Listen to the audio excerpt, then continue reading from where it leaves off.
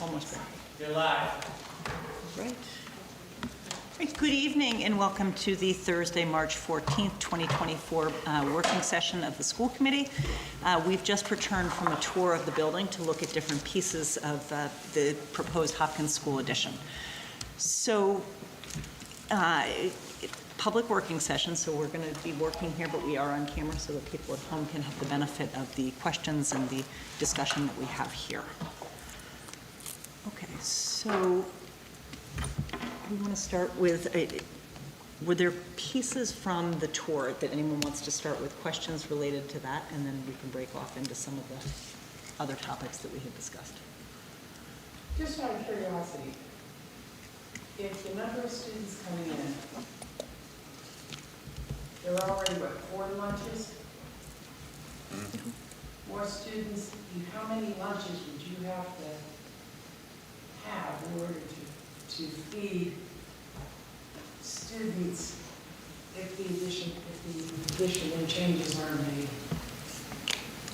Yeah, so I think right now we can fit about 195 students in the CAF.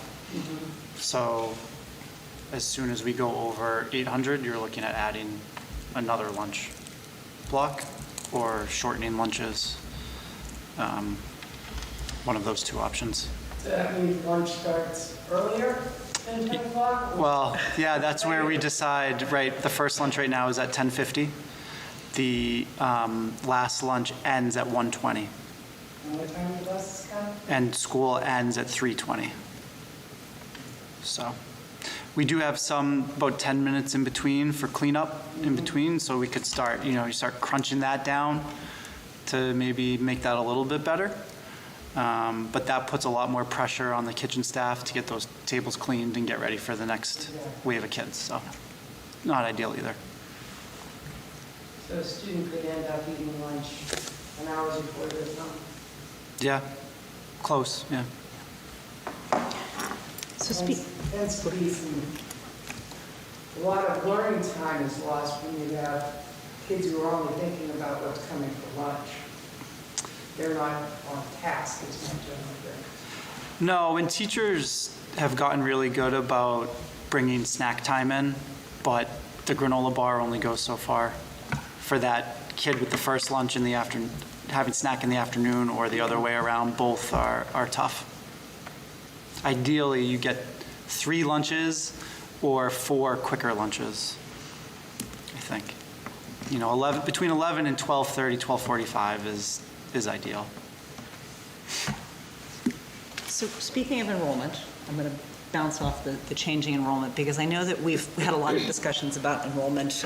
There's been discussions in the community as well about birth rates. But one thing that I am curious about with regard to that, and it has come up in the community, is the changes in the enrollment, the capacity for this building. And I wonder if we could talk about that for just a couple of minutes.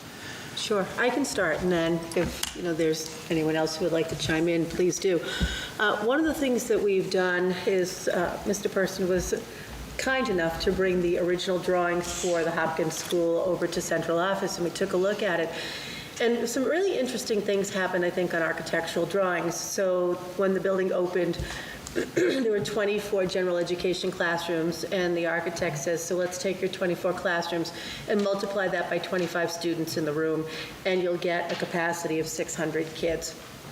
And we've never really been a district, I don't think, that put 25 students in a classroom. We shoot here for like 22, 23. And so I think if you took your 24 classrooms and you multiplied it by the 22 and a half, you come up with 540 students. And so that over time we put on 4 modulars, so we got up to 28 classrooms, and if we do 28 times 22.5, you have 630 students that you can accommodate. And one of the things that was kind of interesting, I think, is that when Perkins Eastman did some numbers for us, they had suggested that in this current as-built condition of the school, 628 might be just about right. So that number of 630 is really a good one. Currently, we have 689 kids, so 1 kid shy of 690. And so now you're kind of grappling with the difference between 630 and 690. And so what we've had to do is close classrooms that had been used, and they're large classrooms, but they were interior classrooms. And we were using them for small group instruction. At one time, they had been science labs, and now those 2 interior classrooms have become grade 5 classrooms. So we've gone from 24, and then we had the 4 modulars to 28, and now we have the interior classrooms that get us to 30. There really isn't another space in this building that I think you could use as a general education classroom. But I think another thing that happens that people don't account for is that when this building was built, we were a very different community, and I think that there were a lot of different, if we think of our demography, just different regulations that we had to adhere to. So if we have students who are English speakers of other languages in our building, now we've got to have small group spaces for our students to meet with their ESOL teacher. And you can't simply say, okay, let's just randomly put 6 students in here. They have to be kids who are linguistically similar. So how much English have they acquired when they're in that classroom together? And we have loads of special education students now in the building. We've always hovered around maybe 13, 14%, somewhere between 12 and 14%, I suppose, for our special education numbers. And so if you're talking about 12% of 400 kids or 12% of almost 700 kids, you can see the increase in numbers of students, and that means that we need to have more small group spaces to educate those children. And some of them aren't even kids who are on educational plans. They are just students who might need a little oomph in ELA or reading or writing or mathematics, and so we do a lot of small group instruction for them as well. So the numbers do fluctuate. When we had Drummy, Rosane, and Anderson DRA do some drawings for us in December of 2019, they did some beautiful color-coded things so they could show us the areas that were too small. So for example, the cafeteria, undersized, this library, undersized. But as they're doing that kind of work, they don't necessarily say, and here's another space for you to have small group. And as you saw on the tour earlier, things that have been closets, things that have been offices have now been converted to small group instructional spaces. I hope that's helpful. So we had done just a quick graphic just to show what the classroom loads look like. So at the 640, like the 638, that kind of sweet spot for this building, that's a 23 student classroom. That's what that layout looks like. All the way on the end is the 803 classroom without any addition. So now you're at 29 in that room. So it starts to get really crowded. And the proposed typical classroom at the 803 with the addition and the renovation, you're down to 21. So there's a little bit of flexibility built in there too. So can I just add on? Go, yes, please. Because I think, and we talked about this a little bit at our last school committee meeting, that part of this renovation and expansion is also to accommodate 6th grade classrooms. And the purpose behind that is because we have overcrowding in the middle school. So the middle school capacity is also just as important of a discussion as the capacity at Hopkins, because the purpose of moving and shifting around the grades and the configurations of the schools is to accommodate the overcrowding in this building, but the overcrowding in the middle school as well. Yep. Do any of you want to add anything about the middle school piece and how that's impacting what would happen? So I can see in this building, from what you've said, we would be looking at potentially 29 kids to a classroom. On top of that, that wouldn't alleviate some of the issues at the middle school. Right, and we do have to remember, one of the things you saw here tonight was an intensive classroom where there may only be 4 to 8 students in the intensive special needs classroom, but they do need different stations for learning, and so it's a very large space, so there's a lot of square footage, but that square footage is occupied by maybe just as many adults as children in that space. The same thing is true at the middle school. There's a very large expanse of space where we house the intensive special needs population. And so when you sometimes say, well, what's the occupancy of the middle school based on just square footage, that can be very much misleading.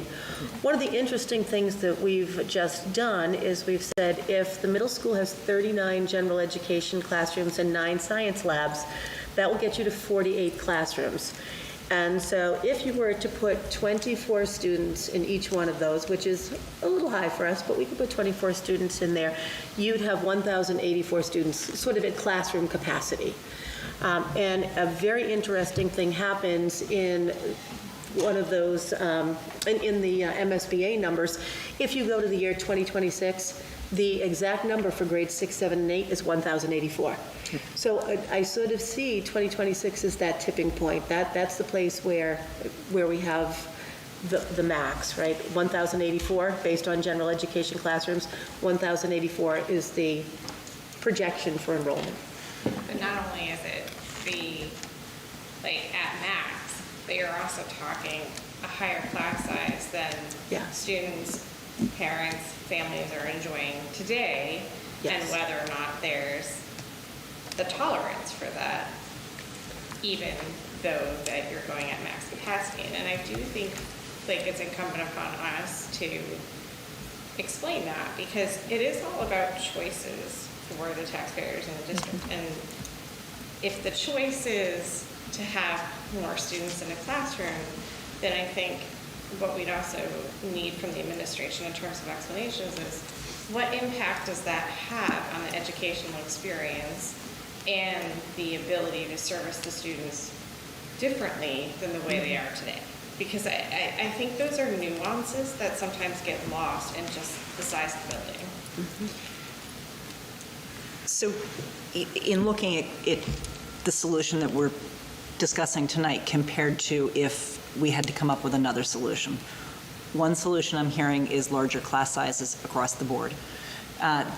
The other thing that has been discussed very lightly here and there would be potentially splitting the 6th grade, since we'll have 2, 3, and 4 at Elmwood.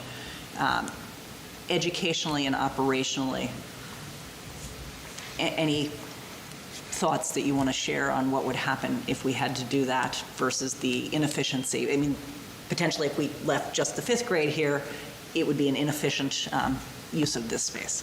It would be an inefficient use of the space for sure. And to pull some of our 6th graders out really does free up space in the middle school.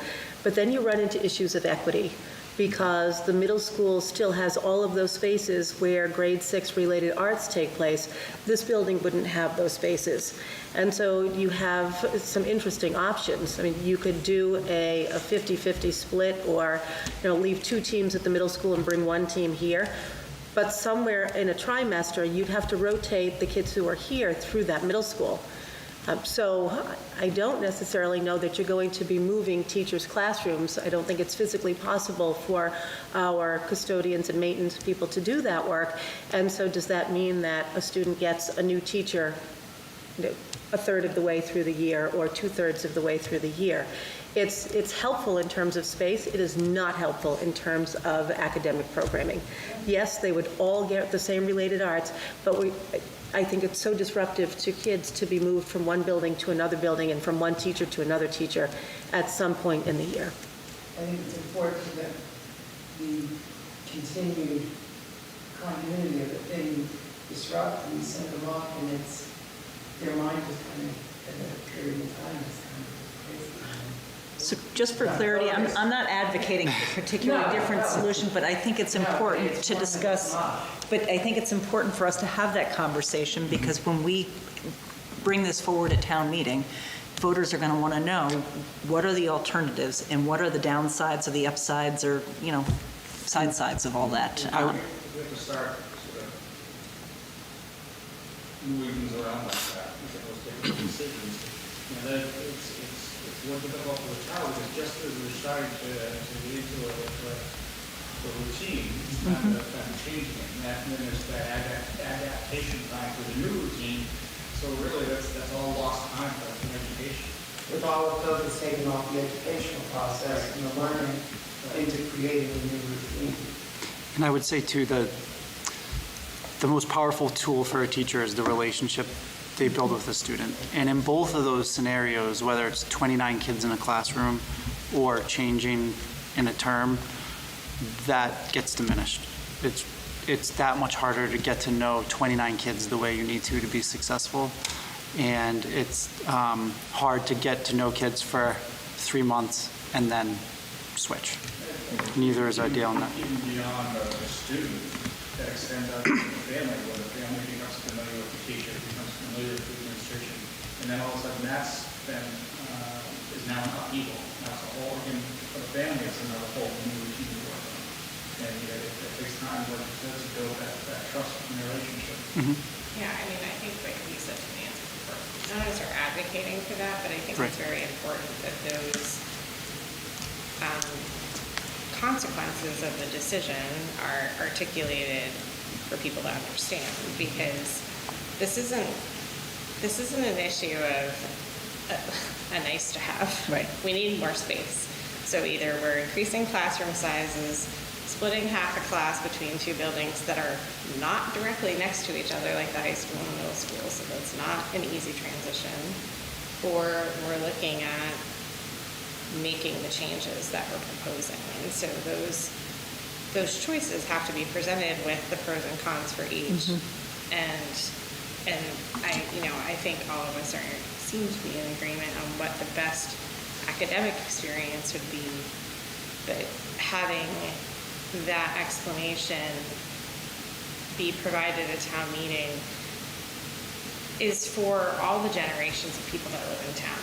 Those that no longer have students in classrooms and aren't back in that thick of it and understanding, and those that are, and so that you can have that clear explanation. I think that's what's most important to me, is not like, I don't think anyone's trying to hide the negative consequences of it, but I think putting them out there clearly to see, it becomes very difficult to make an argument for that option.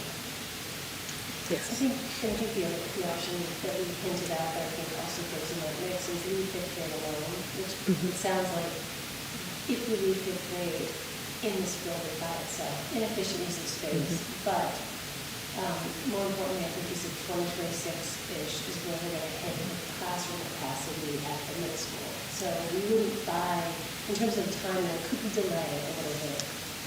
Does it seem like that, from what you said, if 2026 is the time, we need a solution in place as soon as 2026, 2027 as we can for the middle school? I would also piggyback off of that, the middle school at capacity, but looking at the high school, if we leave 3 grades in the middle school as they are right now, that high school is going to, I would argue, and I'm not a professional, but I would argue that that would put an unsafe number of kids in the high school if we don't have capacity to move them. I've been in those halls when there are kids running around the way it is right now. I can't imagine having it be 1,800 kids there. Well, and I think that's the same issue you run into in the middle school, as we talked about, if we're at 1,100 students. If you walk down a hallway during, in between classes now, as an adult, it's difficult. I don't know how the kids do it, but those hallways are pretty packed.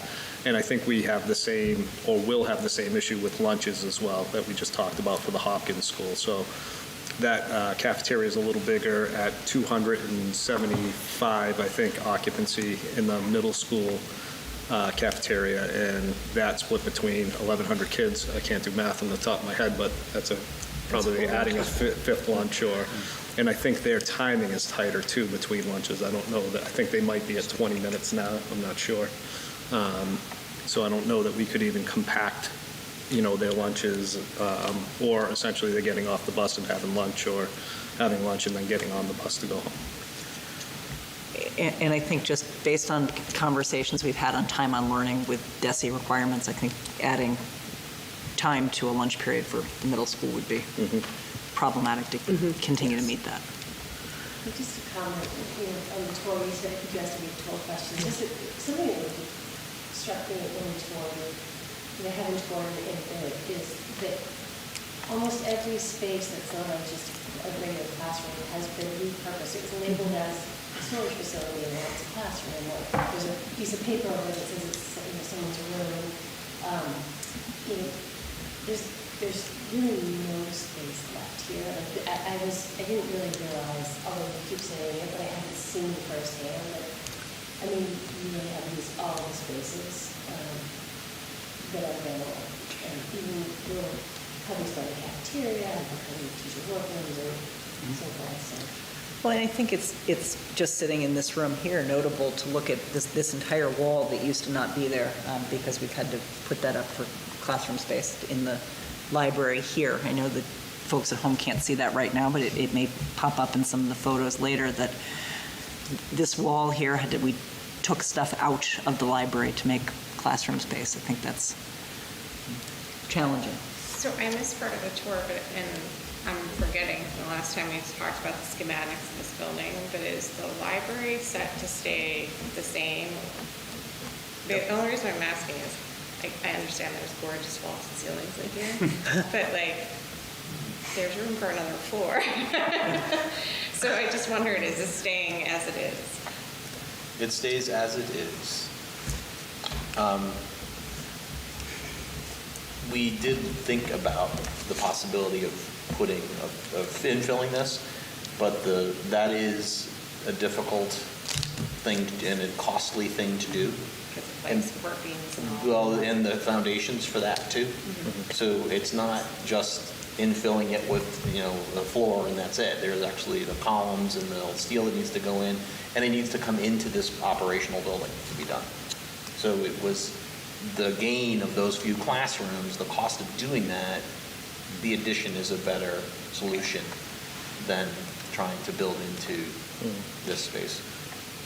Essentially, we would have to dig into the floor here to, the foundation wasn't meant to have the second floor in this area. Or we would at least have to engineer that to You would have to see do what that, and is. then, again, this space is not on the outside of the building where you can just poke a hole in and go in and out. This is in the middle of this building, which makes it very difficult so this would have to be like a summer job, and that is an awful lot for a summer project. So difficult, would you say less cost-effective as well? I would say it's less cost-effective. Nothing is impossible, so it could be done. But I think that from a cost standpoint, doing that would be more expensive than just building the floor class, because you're already embarking on an addition anyway, so adding that square footage to that addition is less expensive than coming in here and doing this kind of surgery in here to do this, and the phasing cost and everything And I that's wasn't involved. advocating. I just was asking if I missed it. No, it's a good question, because it's basically a volume that you could easily envision saying, well, there could just be a floor here, and there could be four more classrooms. But the ad would be interior classrooms too. They would all which be we're trying to get away from. classrooms. And the way this room is now, it becomes the library in a sense, we breathe differently in here. Because of the space and the openness. The aesthetic of this space would change dramatically. So I think it's your explanation of what makes doing that so difficult is important for people to hear, because if I was at home, didn't know anything about the engineering process, I'd say, look at all that space. For all the floor, and they got four more classrooms for another 80 students. What's the problem? And so thank you for sharing what the problem is.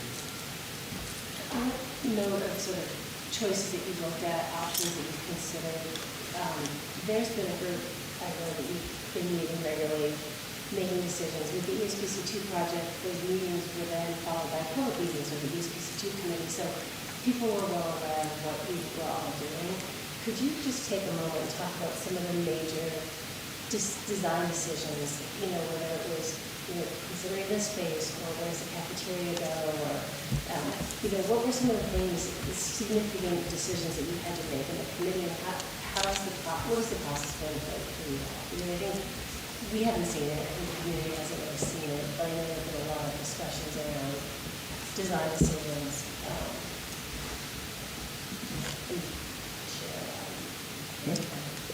Yeah, I think we can probably talk about why we chose to have the cafeteria on that end of the building and the gym on this end of the building. But Dan, I'll let you talk about that because you have, Yeah, we when we did the initial studies of this with the district-wide study, you recall that Bob was really the lead of that. And that original idea was that the addition should be where we ended up putting the addition in. And that's really driven by the site. I mean, the site is linear, it's tight on both the north and south and on the east. So there really isn't a lot of other places. And it's good that it naturally does fit going out towards the west, that those two corridors can be driven out that way. There were conversations about maybe tilting that addition a little bit or rotating it. And the building's orientation from a solar perspective is not bad. It's basically a north-south orientated building, which is what we would do in the new building. Elmwood is that too. So that's good. So leaving it the way, having it go straight out is perfectly fine from that perspective, which is good for sustainability and good for natural daylight in those classrooms back there. One of the biggest decisions was where that original design had showed the new cafe and kitchen in that addition, and then a renovation of the gym. The decision was made to flip that. And that flip came about because the gym really wants to be closer to the athletics and the fields and out to the nature, to get out from that poor side of the building. Not landlocked like it is now. It's basically landlocked in the middle of the building. So when they leave from there, they've got to go through the corridors out and then and it's a better relationship. And then the kitchen being where it is now, there's services and things coming in there that felt like that would be a place that we could take advantage of some of those services coming in, not change some of those things, not rebuild a new kitchen totally, and take advantage of that space and the larger in that gym space to make a new calf there. It also allowed that stage, since we're replacing the stage that's there becomes a nice height for a dock for receiving. So that's like a perfect kind of, everybody wants a dock, and I can tell you for many years I've said no many times to someone saying I really want a dock. But this is like it's a natural here. So that was that's a nice add to be able to get that, and that just kind of happened. So that's another piece that worked out really well. So I think those are like the major decisions. The biggest one being that flip. That originally we had envisioned it one way, but when we started to really think about how this works, what really it should be, there was a change in the thought pattern to we should approach everyone and say, well, let's think about this instead. Let's think about not having the calf over there. Let's think about putting the gym over there. yeah. And then I would say the interior space too, with the classrooms, the curriculum really kind of helped shape that because of needing science classrooms. So designing those spaces to be able to hold those types of science, STEM, and those types of things on top of gen ed classrooms. Yeah. I mean, every student takes general music, and so if you look at the lower right and you look at those green kind of boxes, you can see what's going to be done with our music spaces as well. I mean, now our current music classroom is really, sort of too small to house fourth grade chorus, and so we're moving those kids out into the cafeteria or to the gymnasium. That's just their instructional space now because they've outgrown the original space. The other thing I want to, encourage the public is to go to the website, to the Hopkins School, and click on the link for the addition. From there, you'll see presentations. So from back in October is when they first presented the gym option that Dan spoke about.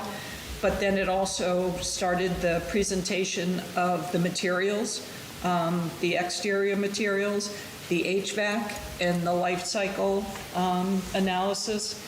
And then in December, it got a little bit further into the design, started to look at really the massing and what it would look like, and also started to touch on cost.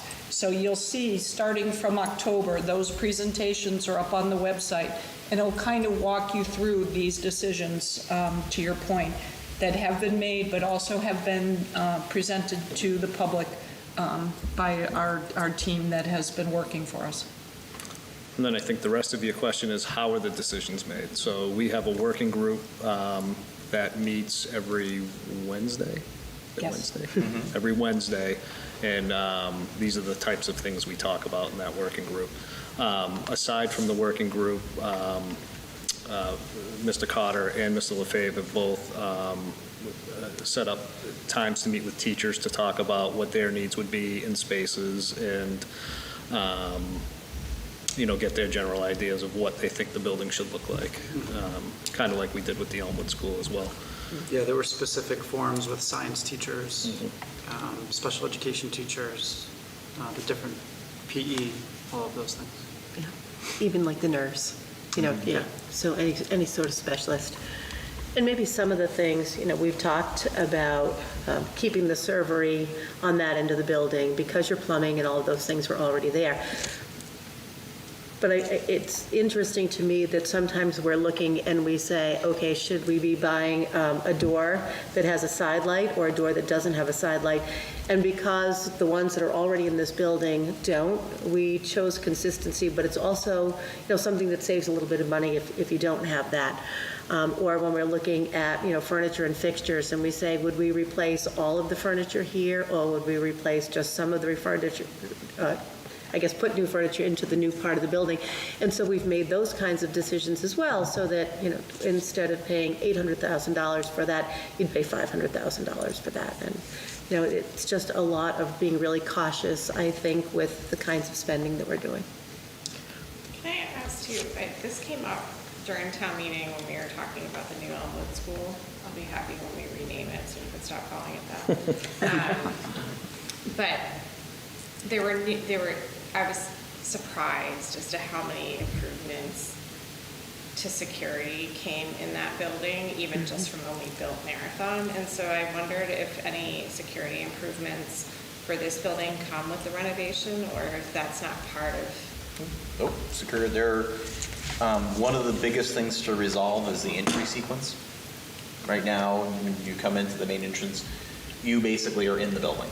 So you get buzzed in and you're in that's unusual that you would be in you would leave the vestibule and the control person would be at a desk, but you're already in the building and someone could theoretically just run off.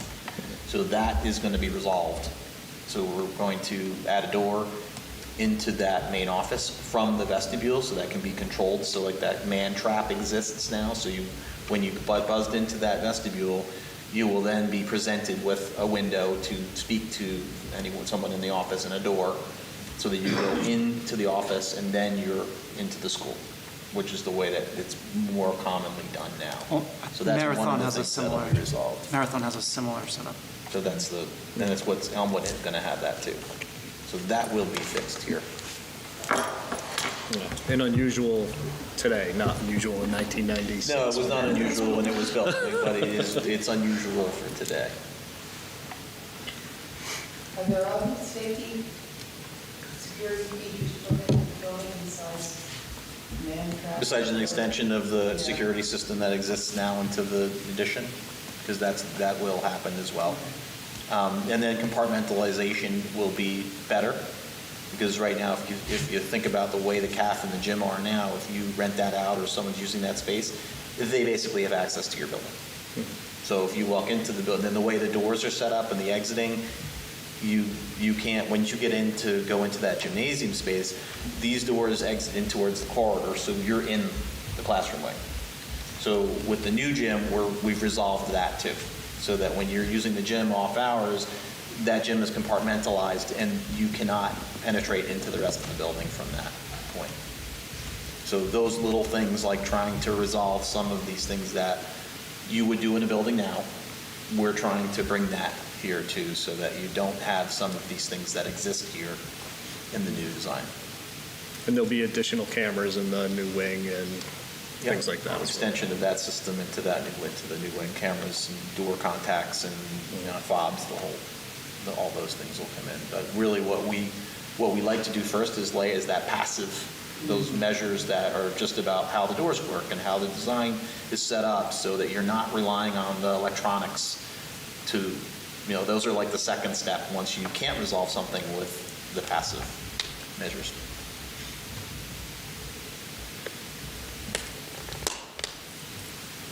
So I want to circle to a different topic, if that's okay. So in terms of looking at the cost, I know that there have been a lot of different suggestions that people have made. What would the impact be of shifting this out a little bit in terms of the project, of not doing it immediately, of delaying it a little bit? Financially? Both educationally, financially, and I think, Well, does that provide a savings to the taxpayer? Does it provide much relief in terms of projects not overlapping with the tax impact? I would say that although I can't see the future, the historically, for my entire career, every year, project costs and construction costs escalate from anywhere from 2 to, during COVID, 15.5%. Generally, estimators carry a 4%, which is kind of historically the average. So every year, a project gets 4% more expensive, and that's just because wage rates go up, materials costs go up. That's just the nature of it, and that's what we would expect to see. So a delay would, if you said, okay, we'll do it in 2 years, that's 4% compounded on those 2 years. And that's just in any index would tell you that the 4% is basically the number to carry. The 15%, 15.5% during COVID, did that just continue to build up after that, or did it go back down? No, it's leveled back down to Okay. 4%. What hasn't happened is it hasn't receded. That's what I mean. That's Did the unfortunate part about it is 15.5 drop down? It didn't recede. It actually, we saw a dip right when COVID started, so it went down to like 2% Yep. or less, because there was no work and people were running around looking for, and there was everything that cost a little less, and then all of a sudden it started to build back up, and then it went way up really, really fast, and a lot of communities got in a pickle with it because suddenly their projects that were estimated at X were 15, 10, 12, 15, 20% more. And you saw a bunch of communities going back to the voters saying, we're 20, 30, 40 million over, and we need another override to get the project done. So it did did this, and then it's kind of back to 4%. But it didn't do this and then unfortunately, that. it didn't do this. And I've only seen it do that once.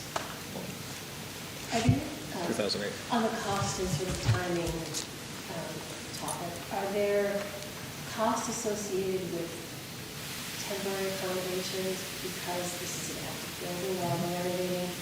And I guess the corollary question is, if we delayed until after we pulled the fourth grade out, would that remove any of the temporary costs because we have the whole building to flex to accommodate the fifth grade?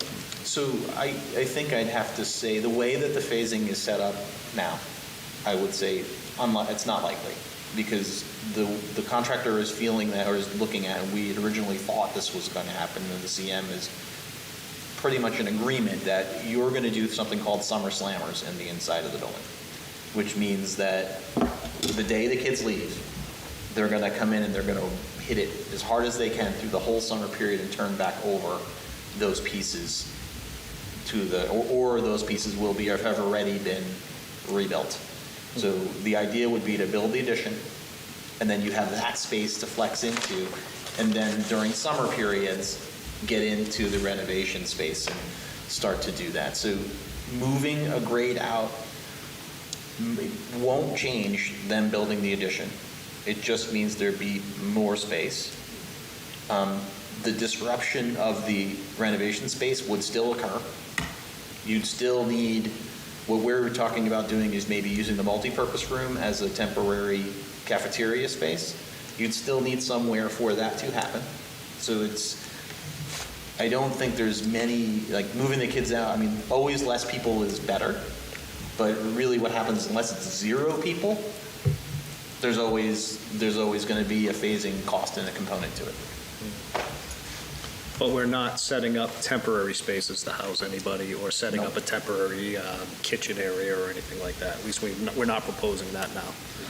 So there's not those additional costs on top of it where we would have modulars in for kids to sit in or anything Yeah, like you're that. going to have the typical costs you would assume you might have when you're doing a project that's on an occupied campus. Fencing, safety precautions, things to separate the contractors from the kids, and those pieces. But and those would exist on any operational campus when you're doing a project.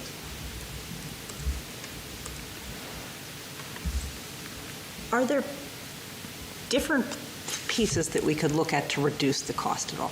Any significant savings that could be appreciated at this point in the process without compromising the space that's needed educationally, CAF-wise, as well as educational programming? So by pieces, do you mean like square footage of the building? So, well, potentially if there's a piece of that, but materials, different rebates, yeah, what are the levers? The biggest lever in any project is usually the square footage being built. That's always the biggest piece of it. This project is, we did do a little, I think I have a little slide that backs this. Those are for you, then I have those. I'm pretty sure I had one that talks about this.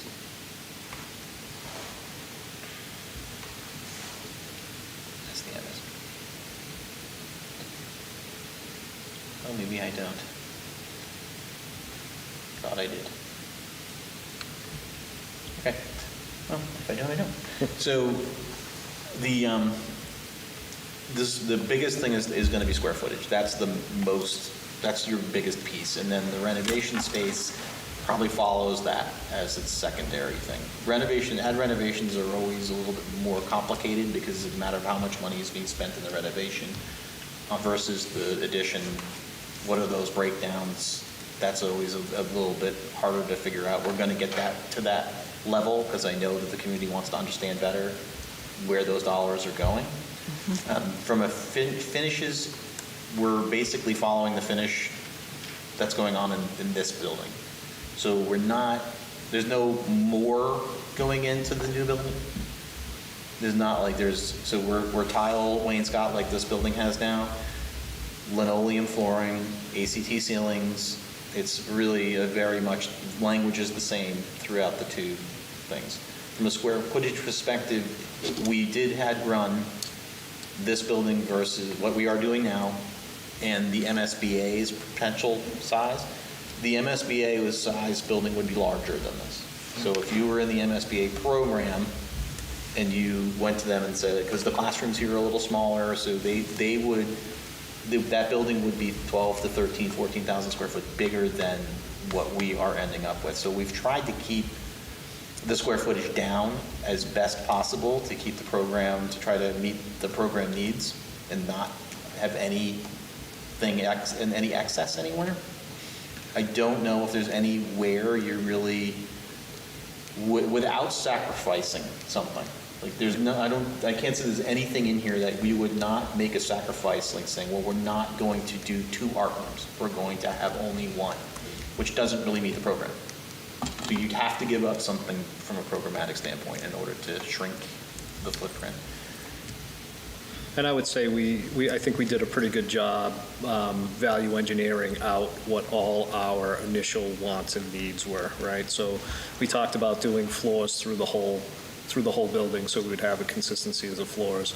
So we ended up value engineering that and some other items like that, removing old technology out of the existing classrooms, repainting the existing classrooms. So there was a lot of things that we would have liked to have been able to do, but understanding that we want to keep within a budget that feels large already. You mentioned the current standard for the size of the classroom is bigger than what we have, the lower than what we have. At the end of the day, acknowledging that square footage, you don't keep it to the minimum viable, for what we're trying to accomplish. Are we putting in adequate restroom facilities and some of the other spaces? Because I feel like we must now be short. You are short. Yeah, because we have so many more kids. So will we be at least at the code, Yes. how many restrooms? Yes, so you will be at the current code. So the current code is actually requires even more fixtures than the recent code. So the code actually changed, I think, in December. Beginning of December. Beginning of December, and it was a code that they just kind of gave us and said, you shall now do this. And with no, usually when they give you, when you get a new code, they give you a kind of a period where they say, oh, you have 6 months or 8 months to, and that was not a period. They said, tomorrow morning, you will do this. And that new code has more fixtures in it. So we are actually going into the existing bathrooms here and replacing the sinks, because right now there are only two sinks. I think there's 2 sinks per bathroom, or 3, and we're going to add an extra. So we're going to put a new deck in there because the sink requirement has went up dramatically. We theorize that it has been risen because of hand washing requirements during COVID, and they now are like, well, we should have 1 million sinks. So now you will have lots of sinks. The new addition gets the bathrooms it needs, and the design supports the 800 and the 800 students and the staff requirements for those numbers. So they're only worried about sinks and not. They added a lot of sinks. That's what they added. They already had, you might argue when you look at it, they already had enough toilets. not sinks. They kind of had enough. And I think what they did was they went a little overboard on the sinks. So it's surprising actually how many they are now asking for. The calculations are, but that's what we're designing to, so it will have enough fixtures for over 800. So new bathrooms for faculty as well as students in the new addition. We're not adding bathrooms in the existing. We are adding bathrooms. We are, in the existing. okay. Because one of the issues is there are not really enough facilities in the Right. existing. Well, that's what I was thinking, yep. So we are adding bathrooms in the existing. We're adding the 2 bathrooms on the second floor, Near the art room, right? near the art room, because We didn't go now over there there's just 2 staff over there, and the Okay. nearest student bathrooms are in the middle core all the way down on the end. That's where the student bathrooms are. There's 2 bathrooms on each floor. So we added 2 bathrooms so the students don't have to go all the way to the middle of the building. Yeah, and we should say as part of the renovation is, because the addition is the size that it is, it triggered a code upgrade for the building. That's why we've talked about fire alarm and sinks in the current bathrooms and things like that. The other thing about the current building I think is important to Handrails on mention. the stairs, right? The handrails on the stairs are part of the code upgrade, but one of the things I think is a good one to know is that the building currently is basically its max size. So the building we're in, from a code perspective, as a single building, is at the size that it can be. It cannot be bigger. So therefore, when people say, like, let's add a modular to it, or we cannot add more to this building from a code perspective. This building is maxed out. What do you mean by that? I guess I So don't understand. from the new addition is separated from this building by a firewall. I see. So that makes that new addition a separate, basically from a code perspective, it is a separate building. So you will have 2 buildings. So you have this building and that building. They're separated by a firewall, separate structures. And if something happens in one or the other, that other building is protected. So if this building falls down during a fire, that building is rated and protected away from it. Same thing on the other side. You can't just add to buildings, just make them as big as you want. This building has a certain size that it could be from a code perspective. This one is maxed out. So when someone says, hey, can we just add another module to it, or no, that's the reason why we can't. It is actually at its max size So, currently. just to make sure, this is something I've heard before. When you're talking about eventually having the option to add modules to the addition, that are coming over from Elmore, Yep. we can only do that because the addition will be partitioned. Its own building. In a bylaw, technically its own building, so Yep. we couldn't, I know we have a lot size issue and other constraints on the lot, but say we turn the parking lot into a space for modulars, we can't just tack it on to this building. No, I don't know that. they cannot be connected to this building. They would have to be a separate thing. Well, they couldn't be their own separate without adding, like, without the addition, because we'd have to add When it becomes bathrooms really and other complicated things. is Yeah. that those, if you're, now it's a separate thing, they have no support. So they would need bathrooms and all those things to support it as a separate thing versus, so they couldn't use any of the stuff in this building to support that. Okay, that's interesting. Touch briefly on the cost of the exterior, because we are also changing a few things in the exterior. We have to change the parking lot. Oh, you mean the site? The site, yeah. It's there will be some modifications, the field. We have a site, there are certainly modifications. And I think, I thought there was a site plan here. Oh, there is. So I was right about that one. So yeah, there's increases in the parking lot. So the visitor, that front parking lot is being revamped and reconfigured and added onto so that the loop works for a car drop-off better than it works now. And there's more parking spaces in that front lot. The recess area, basketball court, play areas, those all get reconfigured, and they're actually further back now. Because if you envision it the way it is, now everything is underneath that addition. So once the addition goes in, all those things get moved back. So those are all being redone and resized to what this new population would need to be supported. And then the play field is right now a baseball field. That would change into like a multi-purpose kind of, just playing field. And the lines are only there to kind of give you an idea of the size. There's no real lines being put on it. It's just going to be an open field. And there's a walking path And there's a around the walking- whole thing. Are there any cost levers, I guess, with how we design? Is there any flexibility? I know it is a tight space, but The only real things that you could, well, I mean, again, it's going to be loss of program. So when you trade something, it would be only do one playground, or only don't do a basketball court, or don't do this recess area. But then you lose that piece of program to support what's going on in the school now. So those things are sized appropriately for the intended student population. And the parking lots as well. Right now, if you've been here during the day trying to find a parking spot, you're parking on the loop, or you're in the dirt, so they are maxed out on their parking too here.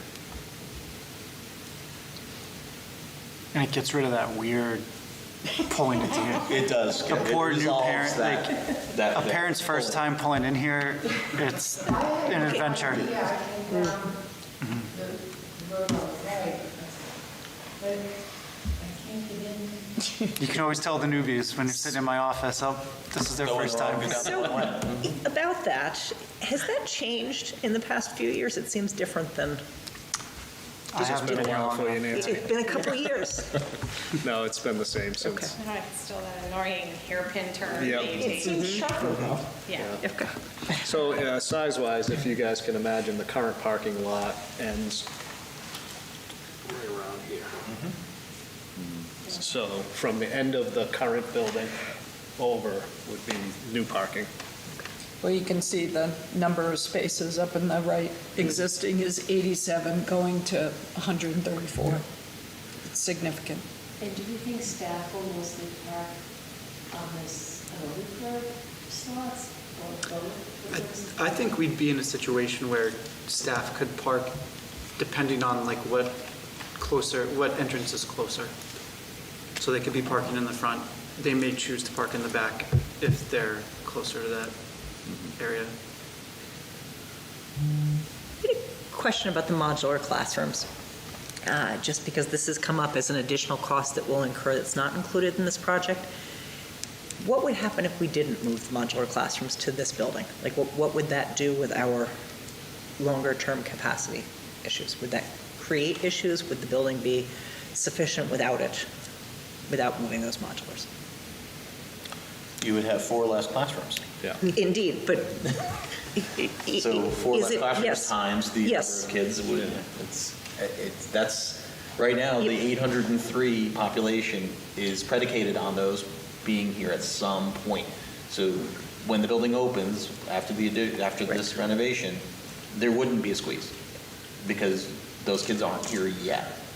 But at some point, So in order to avoid some of the crunches that we discussed at the beginning of this session, we absolutely have to move those over. Is that? Yeah, today's number is 689. Yep. So we're really about 114 kids off of that 803. That's not a lot of kids. I mean, given how our enrollment has changed. In how many classrooms, just remind me, because for everybody's sake, how many classrooms aside from the modulars are going in? I know we've got caf space and gym space and bathrooms and other things, but how many classrooms are we adding in for capacity? so I think I could go right to the program for that one. I mean, there's 10 rooms, but those 10 rooms they're different. One's an art room, a couple of are sped. So it's, from a pure classroom perspective, I think 4 of those are spoken for. So the other 6 are a pure classroom. But one of them is being outfitted as a science room. So 5 gen ed classrooms. So but 5 not- gen yep. ed and one science. But that doesn't count some of these other things happening in here. Right, because there's some related art space. There behind it, is. too. Let me go back to the program because I think it has that Well, number and the on it. science is Then part of your conversion, yeah. team, so it still is a gen Okay. ed classroom. Right. 30. Even though it's science, So, that's part of So the. 6, yeah, the core need Because is someone will 10. be in there all day. Right. I'm sorry, Core need is 10. So this 6 plus those Plus, Yeah. yep. And just to back up on the modulars for a second, so we did price out what it costs to move the modulars as compared to building 4 additional classrooms into the new space, and the square footage numbers, I think, were higher than, It's more expensive to build that space than it is to move the model. yeah, much more eloquent way of putting it. by a lot. That is close. I don't think it's that close. It really is going to depend on as we massage the number for the addition, but right now, the rule of thumb is in the range of what new construction costs for 4 classrooms. It's probably more than double to build the new classrooms versus moving the modulars over. And one of the keys is you own the modulars already. right.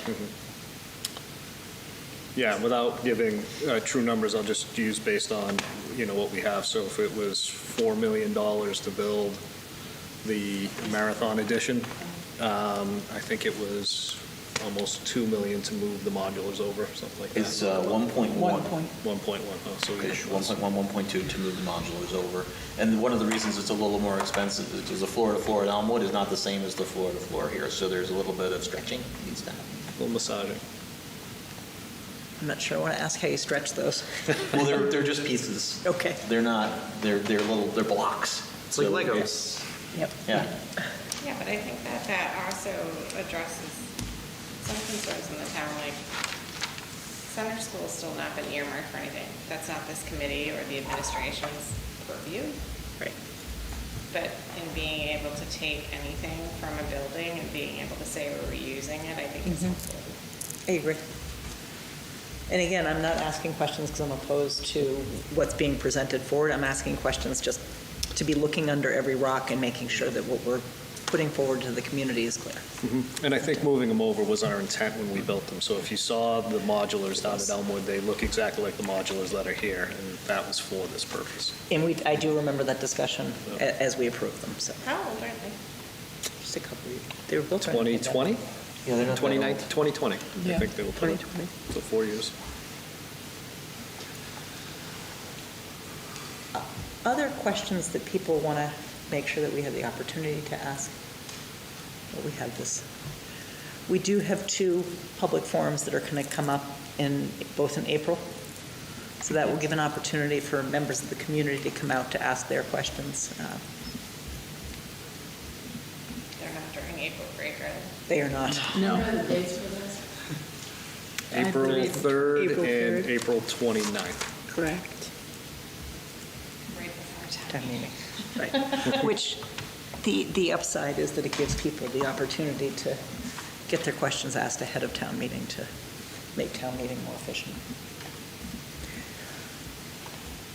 All right, if there are no more questions, okay, go ahead. Actually, that has come up, I think when we're moving the sixth grade into this building, there's been discussion of some shifts in the related arts programming, the education plan. I know we're going to go to the education plan at the but could you talk about that? Because I know with that comes the need for potentially additional STEM space or additional art space, or even with some of the media center spaces that you could call the layout. But there were a number of spaces when you showed us the floor plan that was, in my mind, related to a bit of an expansion of related arts, or the inclusion of the sixth grade and the expansion of the fifth grade. It feels to us, people in the community, like it's hard to understand the shifts and why we're doing it. So could you just talk a little bit about that? Like, what's driving the changes of the extra science classrooms or the STEM spaces? Any of that that's sort of really regards to the music spaces and the capacity of that. Sure, I can talk a little bit about it, and then you can jump in, too.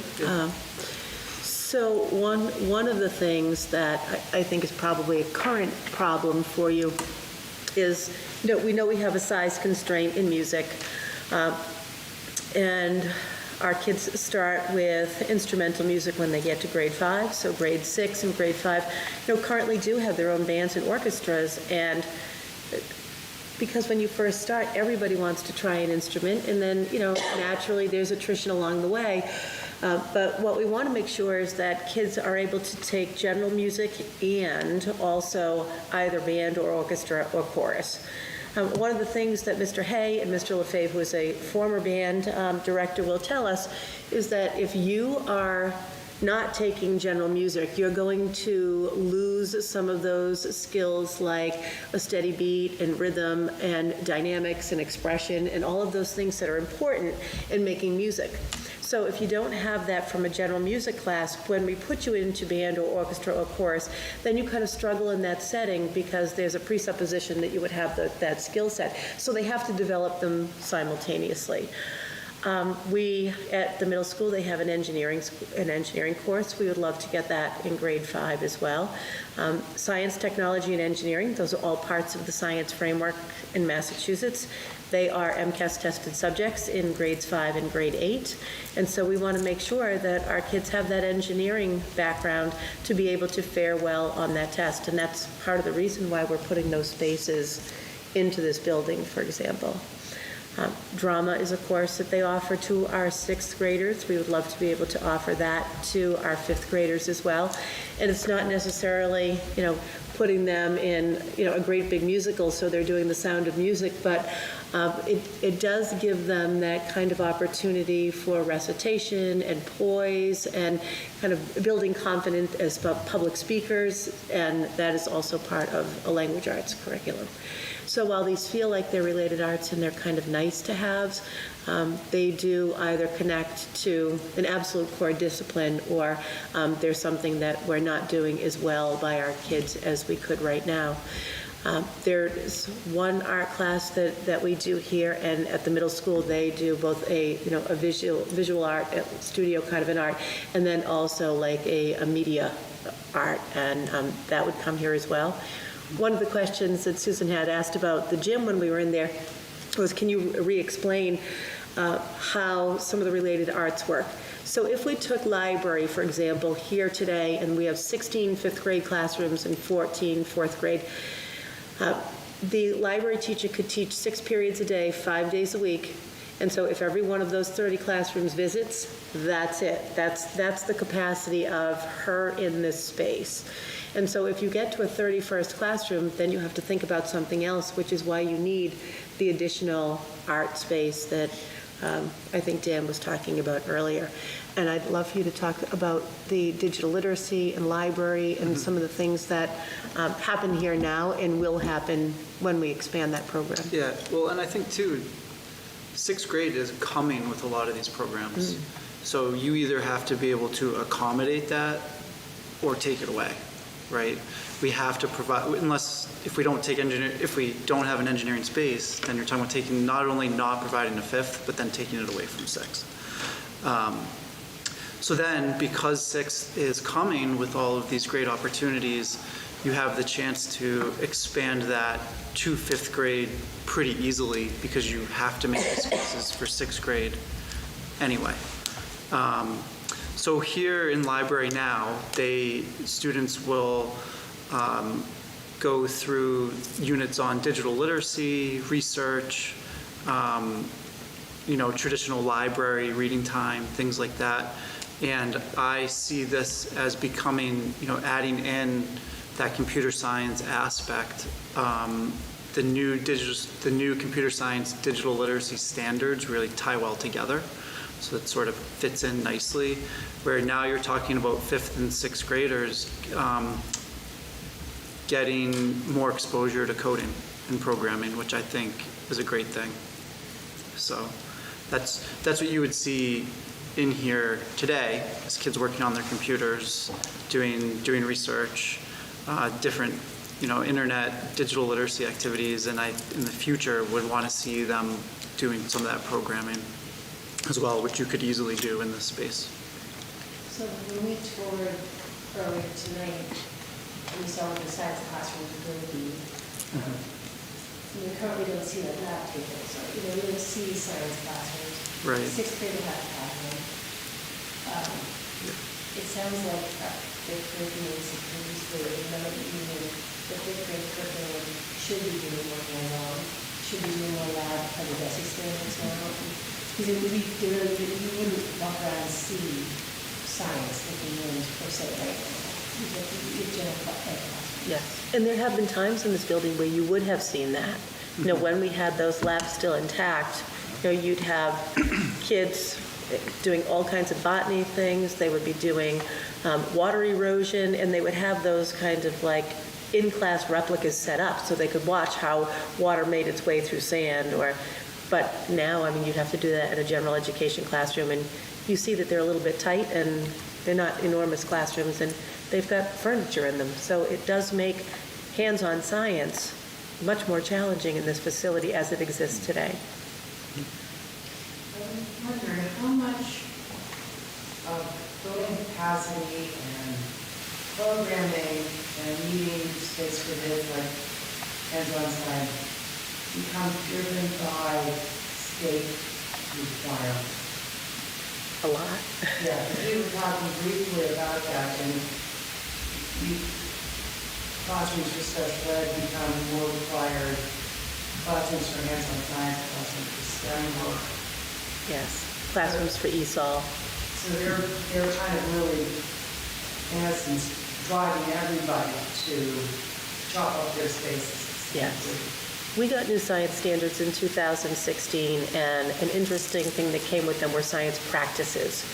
And so they wanted kids behaving and doing like scientists and thinking like scientists. And you need space, to make that happen. Pull the desks together and do that. Yes. Yeah. So, even since the building was built, there have been so many changes, and the expectations, I think, in Massachusetts around teaching and learning. I know I say it all the time about the Elmwood project, but when we were going through that process with the MSBA, one of the things that they made us promise is that we would revise our science, technology, engineering curricula to fit the new building. I think that's something that Mr. LeBrun has a couple of years to work on. Question related to the ed plan. So in terms, the building cost is one piece. Operational costs that would be incurred by some of the related arts moving around, is that let me see if I can phrase this clearly. So is the operational cost that we would incur by adding the related arts roughly the same as meeting the enrollment increases? So by that I mean those kids have to be someplace in a classroom. There has to be a certain number of teachers that have kids at one time. They move around. Is there a difference? There is a little bit of a difference. naturally, as you enroll more kids, you are going to have more FTEs. So for example, as we talk about when you get over 30 classes in music or art, you have to hire more teachers because, a teacher has contractual obligations, and after 30 periods in a week, that person is done. But we did sit down and take a look at some of those numbers, and to introduce drama, digital art, and engineering to the 5th grade, it would be a 0.5 FTE in each of those areas. So it's like a 1.5 teachers to give our 5th graders drama, digital art, and engineering. And we're still figuring out the music pieces. There will be more costs there, but that's not sort of additional programming. I think that's just more kids engaging in the program. And just for clarity, the music, when we were talking a couple minutes ago about having the general music for the kids at the same time as the instrumental and choral piece, that I don't think is true of the 6th grade right now, is it? The 6th graders, they have to choose between general music and performance music. I think that is true. And here, in this building, if you're choosing orchestra or band, you might have to leave, like social studies or science, in your general education classroom to go out and actually have that music experience. And we're really trying to move away from that. We don't think kids should be losing, core academics for music. A kid shouldn't have to make a choice. I agree with that, and I think that's particularly difficult for kids who have additional needs. Yes. To not be able to access the performance music, it feels like an inherent inequity. Yes, even before we've made any moves, you'll remember that Mr. Cotter had a .1 music teacher in your budget for this year. Yep. So it's already creeping up a little bit. And what we heard from Mr. Lefebvre too was what he does like about the 5th grade program is that kids still get general music plus the ensemble if they sign up for it. Where at the middle school, they're choosing between general music or the ensemble. Thank you. I'm not trying to be difficult in asking questions, but I do want to make sure that we look at things and that the community is clear on choices that are being made. I think too, when you come to the winter and spring concert for Hopkins, we filled the entire stands in the high school gym. So I know it means a lot to the Hopkins community, those programs. So. Historically, for Hopkins as a town, music has been important. Absolutely. I know when we moved here, back in 2010, it was really a prominent sort of value component of the education system, which could actually be a really number. And, clearly it's something that the community has been supporting on this to continue support. So I think the community would be behind having that space for grade 5 musicians as well as grade 6 musicians. And I know one year, when the college was implemented, there was a piece of music. Yes. Or cut band. From the community about that. So, I think there'd be a strong support for supporting activity. I also think that our music department, just as a little bit of a side note, is a source of pride for the district. The fact that we went through COVID when things could have been very difficult on the performance-based groups and came out very strong on the other side, I think speaks well to all of our musicians. As a quick aside, the other day, Mr. Hay emailed me to say, do you remember 4 years ago, we canceled that concert? It was the first thing we canceled was a concert here. Yeah. One last topic that we can quickly touch on, and it's with being members of funding. Because people do continue to wonder why we didn't have MSB funding. And I know that there is a plan to apply for some grant money that reach back, but if we could just review again funding decisions and options. Sure. So one of the things about the MSBA, and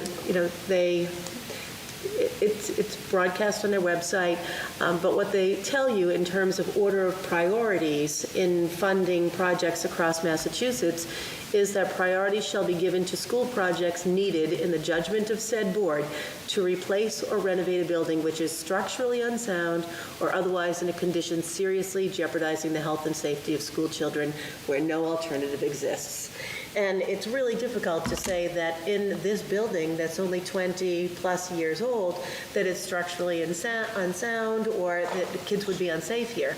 They're not. We just have an enrollment issue. And so we could continue to submit year after year statements of interest to the MSBA, but the likelihood of this project being accepted is very, very low. And so in all of the years that you would be doing this, the clock would continue to be ticking. And as Dan Colley just explained to us, if you're going up 2%, 4% every single year as construction costs escalate, you're not really doing yourself much good.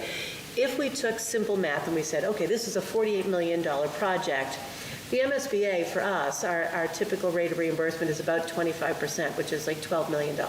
How long at 4% would it take us to get to that $12 million? And at what cost to kids and programs? So it just doesn't really make sense for us to be looking for funding from the MSBA for this particular project. And I'll let you talk about your HVAC. Well, one piece that, what Dan Colley had mentioned before is if we went into the MSBA project, they would actually look to build more square footage. So that, again, would drive up the cost. So the other piece that the MSBA has is accelerated repair, where you could do boilers and things like that. In next year, the application will open up for green, such as what we're looking at for HVAC. So there is a possibility we could apply for some of what we're doing within the building. However, that piece of the SOI with the MSBA doesn't open until next year. So I did have some backup or some information about how this process does work. So the MSBA funding process is that you submit your statement of interest, and then there's like a block of time, and then you get invited to eligibility as a block of time, and then you get invited to feasibility as a block of time. So the process is not a speedy kind of thing. It's actually a multi-year kind of process, and they get what they say on their website is they get 100 to 125 SOIs a year. And because as we talked about earlier, that spike in construction cost, the number of projects being accepted now is around 4 or 5 a year. So you need to, that's the percentage getting in of the 125, only 4 or 5 of them, depending on the size of the building, actually get in to the next step. You're looking at potentially in your best case scenario, you would be opening a building in 2031, 2032. If you extrapolate this project out and you add the 4% per year and you upscale the size of the building to meet their requirements, because they are going to look at this just like any other project, they're going to take the space template and they're going to look at it and say, well, okay, what are we, how are you meeting all of these requirements? It's likely that one of the curses of it is that you now need to meet their requirements. When you're doing a project on your own, you have a lot more leeway to do what you need to do to meet your educational requirements versus their program requirements. In this case, that adds square footage to the building. So if you're looking at that 2031, 2032 timeframe, this becomes a $70 to $80 million project with MSBA. So effectively, if you are lucky enough to get in a timely manner, and then you design a building to their standards, you will have spent almost the same amount of money you're going to spend now, or more, to get that reimbursement at the end of the day. And that's just a function of how long it takes for MSBA's process to go through all the different pieces and the requirements that they place in front of you. And our current timeline is, our best case scenario timeline, if this is approved by the community at town meeting. You're going to open a year before Elmwood.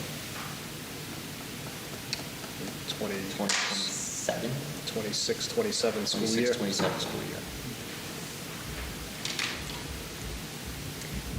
So you would be, that's one of the reasons why the modulars aren't really connected to this, because they're still needed at Elmwood, the existing Elmwood, while the other Elmwood is being completed for that next period. And then when those students move over to the new building, then those modulars can come over here. We will do the infrastructure for those as part of the addition today, though, or? Yeah.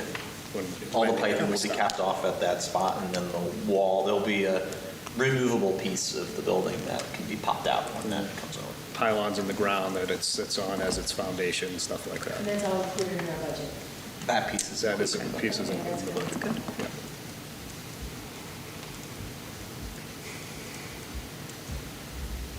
The other thing that the OPM had pointed out that is that the MSBA can be fickle about having a town having two projects in the pipeline at the same time.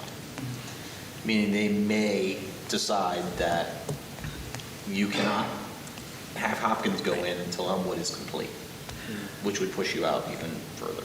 My recollection when we were doing Marathon School, because we were submitting SOIs for Elmwood at the same time, was that the MSBA requires us to rank priority in projects. That is one of the reasons why they are very, I can't say it's never happened, but it is, they're trying to spread the money that they have across the whole state. So Yep. if in somebody's case, in a 3 or 4 year period, you've got 2 or 3 projects going on, there's all these other cities and towns that are looking for funding too. So they do try to spread it around. Do they give any priority for communities for whom the cost of a new building or whatnot would be more difficult based on? They only give, their reimbursement rates change depending on the community's, the income levels of the community. So I have clients who are up in the 80% range because of that community that they're in. And some really are like that. They're the base minimum. There's some towns that are at the lowest, like that's the base minimum they give. There's like a kind of a number down that end too. So the most I've ever seen is in the 80-ish%, 82, 83%. And then the effective rate on that is probably in the 50 to 60%. So they pay about half. And then you can get down into like the 20 where they pay like, 10 or 15% effective rate. And that's the other thing here is that's about the MSBA that, you know from going through Marathon, from now going through Elmwood, that not every single thing, but that is going to be reimbursed. Right. So you could design this and they could deny certain aspects of it and just decide that they're not going to reimburse on those things. So that's another kind of dice roll with MSBA is like, it's still just a guess. Like it's still until they actually hand you a project funding agreement, you don't really know what that full reimbursement looks like.